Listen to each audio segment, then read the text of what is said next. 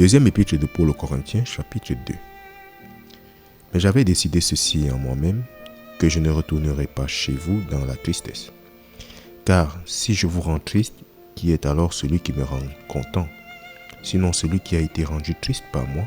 Et je vous ai écrit cela même, de peur que lorsque j'arriverai, je n'ai de la tristesse de la part de ceux de qui je devais me réjouir, ayant confiance en vous tous, que ma joie est la joie de vous tous. Car je vous ai écrit dans une grande affliction et angoisse de cœur, avec beaucoup de larmes, non pas que vous soyez navrés, afin que vous puissiez connaître l'amour encore plus abondant que j'ai envers vous.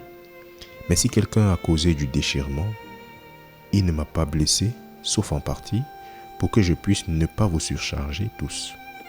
Suffisante pour un tel homme est cette punition, laquelle a été infligée par beaucoup, de sorte qu'au contraire vous devez plutôt lui pardonner et le réconforter, de peur que peut-être un tel homme ne soit englouti par une tristesse excessive.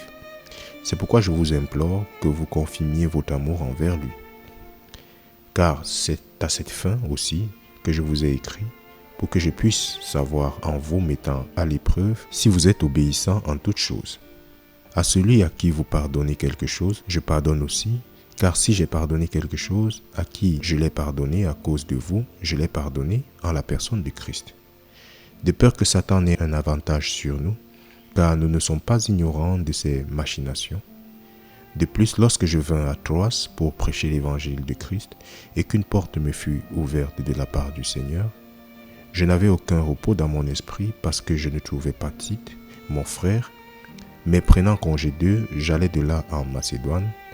Maintenant, les remerciements sont envers Dieu, lequel nous fait toujours triompher en Christ et par nous rend manifeste la fragrance de sa connaissance en tout lieu, car nous sommes à Dieu une douce fragrance de Christ en ceux qui sont sauvés et en ceux qui périssent.